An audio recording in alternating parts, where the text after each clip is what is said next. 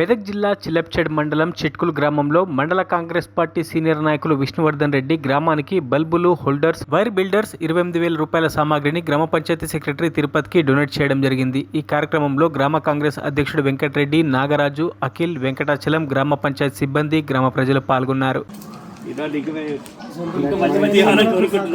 సహకారం చేయాలి, ప్రజలు కూడా మీకు సహకారం కూడా ఖచ్చితంగా. ఈ కార్యక్రమానికి వచ్చి అందరు కూడా మరొకసారి ధన్యవాదాలు చెప్తున్నాను. స్పెషల్ మరి మీ టీం అందరు కూడా ప్రత్యేకంగా చిట్కుల్ గ్రామ పంచాయతీ తరఫున అభినందనలు చెప్తూ మన కృతజ్ఞతలు. ఎందుకంటే చాలా మంచి ఇది అందరికీ అవసరమైనది ఇది. సో గ్రామ పంచాయతీ ఒకప్పుడు బాగుంటుండే, ఈ మధ్యలో ఏమైందంటే ఏ పంచాయతీ చూసినా కూడా ఫండ్ లేదు.